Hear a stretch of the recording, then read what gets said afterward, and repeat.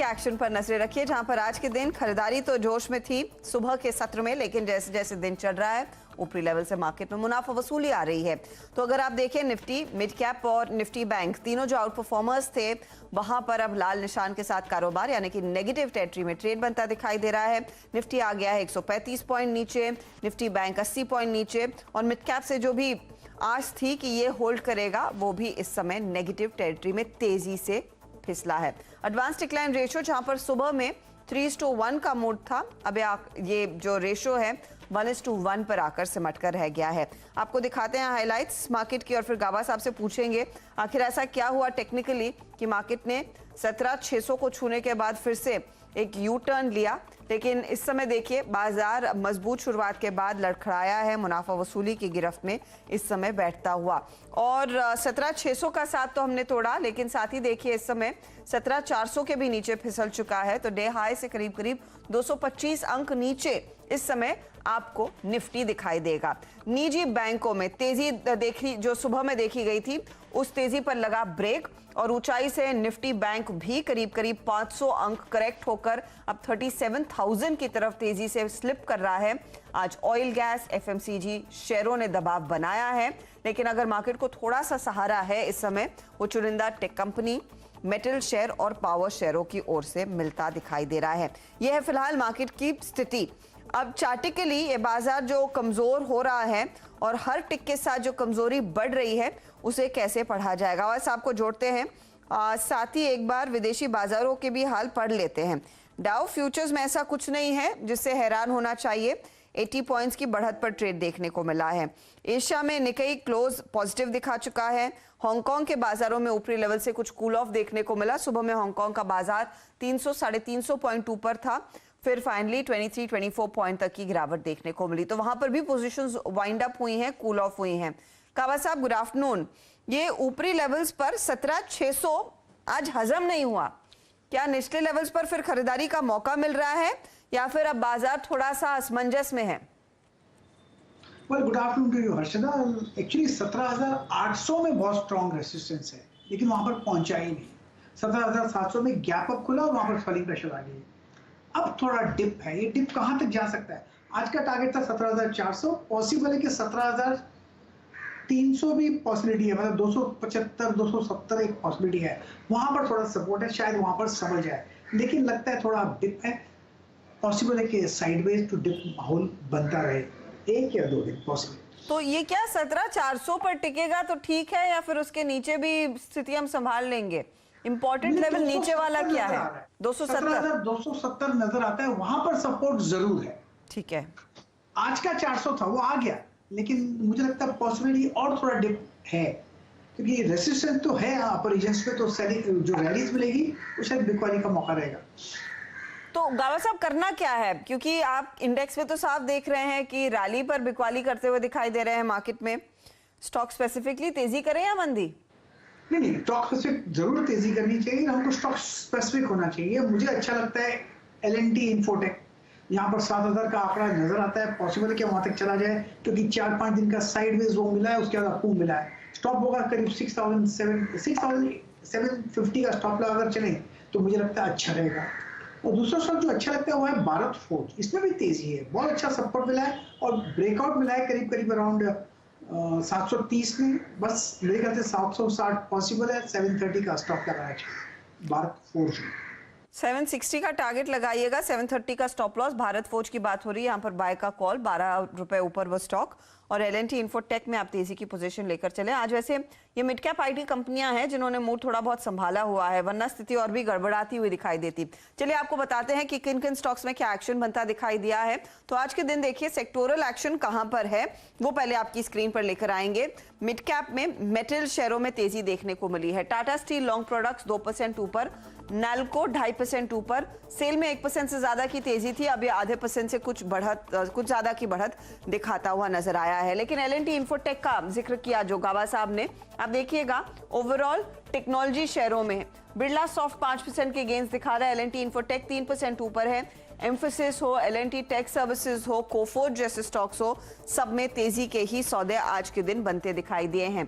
Mid cap pharma में भी action है आज। स्ट्राइड फार्मा 4.5% ऊपर, सन फार्मा एडवांस रिसर्च पिछले 3 ट्रेडिंग सेशन से लगातार एक तरफा तेजी दिखा रहा है। पिरामिल एंटरप्राइजेज आज 4% भागा, तो नैटको में भी 3% के गेन्स दिखाई दे रहे हैं। कुछ गेनर्स आपके लिए लेकर आएंगे। नजारा टेक मेरे ख्याल में 5% के अपर सर्किट पर बैठा है ये काउंटर। सिगाची, CDSL, अरविंद जैसे ट्रेड्स हैं जहां पर आज हम तेजी देख रहे हैं, लेकिन लूजिंग एंड पर भी कुछ काउंटर्स दिखने लगे हैं जहां से हमने देखा है पोजीशंस लार्जली अनवाइंड हुई है। उसमें कैम्स जैसे काउंटर्स, स्मार्टलिंक, डीलिंक, जूते वाली कंपनियां, लिबर्टी, इन सब में पोजीशंस अनवाइंड होती हुई। लेकिन एक दो ट्रेड्स पर बात कर लेते हैं।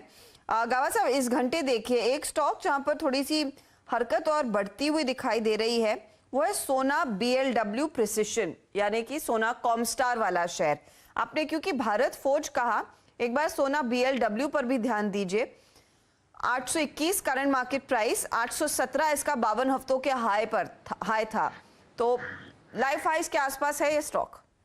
बिल्कुल, इनफैक्ट थोड़ा स्ट्रेच है, इसलिए मैंने ये कॉल नहीं दिया, लेकिन स्ट्रक्चरली ब्यूटीफुल है सोना प्रोडक्ट। अभी भी आज ले सकते हैं, स्टॉप होगा करीब 800 का, और पॉसिबल है कि 830 840 देखेंगे। न्यू हाई पर चल रहा है, रेसिस्टेंस तो है ही नहीं, कहां तक ऊपर जाएगा कहना मुश्किल है, तो सीलिंग क्यों लगाए, लेकिन यस अप मूव ऑन है, 800 का स्टॉप लगाना चाहिए। 800 का स्टॉक लगाकर चलें, ये फिलहाल आपके लिए एक ट्रेड है। आपके पास है तो और भी बढ़िया। वैसे नए खरीदारों को थोड़ा सा सावधान रहना होगा, डिप पर लेना ज्यादा बेहतर है क्योंकि भाग चुका है काफी।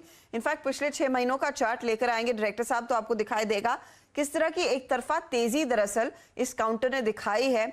और नवंबर अक्टूबर में जो थोड़ा बहुत करेक्शन था, तब भी लोगों ने और तेजी की पोजीशन ली, और कुल मिलाकर पिछले 6 महीनों में 120 से 127% ऊपर है ये काउंटर।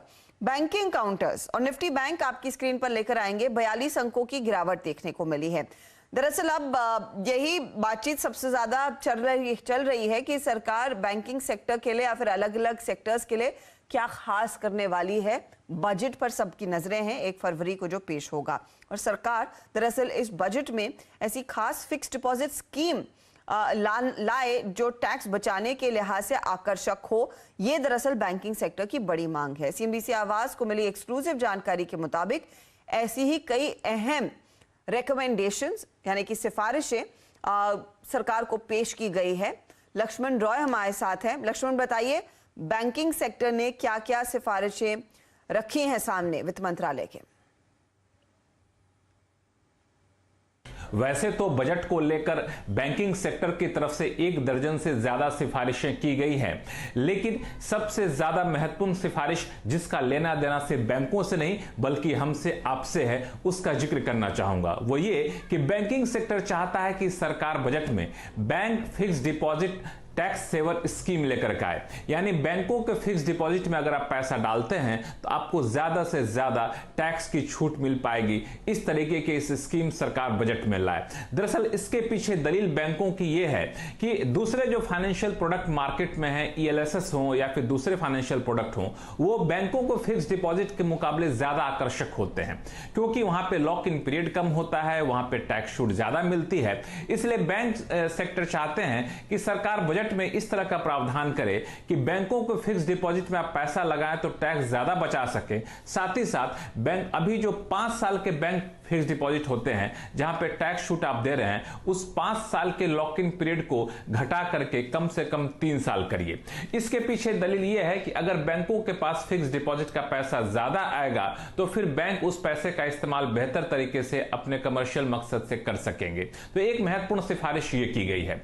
दूसरी महत्वपूर्ण सिफारिश ये है कि बैंक से बैंक जो ट्रांजैक्शन होता है, लेन देन होता है, वहां पे GST TDS का प्रावधान खत्म कर दीजिए, उस पर GST TDS नहीं लगाइए।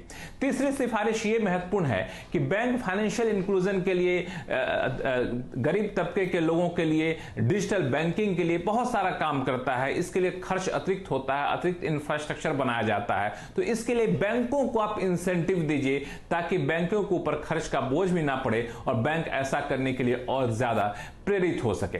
एक और महत्वपूर्ण सिफारिश जिसका हम आप जैसे टैक्स पेयर से लेना देना काफी ज्यादा है वो ये कि इनकम टैक्स डिपार्टमेंट ने अब फॉर्म 26A ले आया है, तो हर तिमाही फॉर्म 16A जारी करने का जो प्रावधान है उसको खत्म कर दीजिए। इससे क्या होगा कि बैंकिंग सेक्टर के ऊपर कागजी कार्रवाई का दबाव भी कम होगा और इससे बहुत ज्यादा फर्क भी नहीं पड़ने वाला है। तो ऐसे ही कई सिफारिशें बैंकिंग सेक्टर की तरफ से बजट को लेकर की गई हैं। हालांकि बजट की प्रक्रिया भी जारी है, इनमें से कौन सी सिफारिश मानी जाती है कौन सी नहीं मानी जाती है अभी कहना थोड़ा सा मुश्किल है। तो ये देखिए अभी से तैयारी बजट की हो रही है और अलग अलग सेक्टर्स की मांगे क्या है वो भी हम आपके लिए लेकर आएंगे, लेकिन ऑफ कोर्स एक बड़ी एक्सपेक्टेशन बैंकिंग सेक्टर से इस समय पेश की गई है। चलिए वक्त हो रहा है एक छोटे से ब्रेक का। ध्यान रखिएगा मार्केट ऊपरी लेवल से हल्का हो रहा है और क्या ये टिकेगा या फिर और फिसलेगा वो इस समय का सबसे बड़ा सवाल है। लेकिन ब्रेक में जाते जाते आपको मैं एक और चीज़ याद दिला दूं कि आप के लिए खास ताकि आप अपने निवेश के प्रति हमेशा जागरूक रहें, CNBC आवास और नेशनल स्टॉक एक्सचेंज साथ आया है इन्फॉर्म्ड इन्वेस्टर लेके। निवेशकों को जानकारी ये खास समझनी चाहिए। कंप्यूटर की समझ रखने वालों के लिए डिजिटल कॉन्ट्रैक्ट नोट एक अच्छा विकल्प है। इलेक्ट्रॉनिक कॉन्ट्रैक्ट नोट का विकल्प चुनने पर आपको अपना ईमेल आईडी डिटेल्स के साथ ही ऑथराइज्ड लेटर ब्रोकर को देना पड़ेगा। कॉन्ट्रैक्ट नोट में दिए गए डिटेल्स और अपने ऑर्डर को हमेशा क्रॉस चेक करना जरूरी है। किसी अनसुलझे मुद्दे के निपटारे के लिए नजदीकी NSE इन्वेस्टर सेल से संपर्क भी आप कर सकते हैं।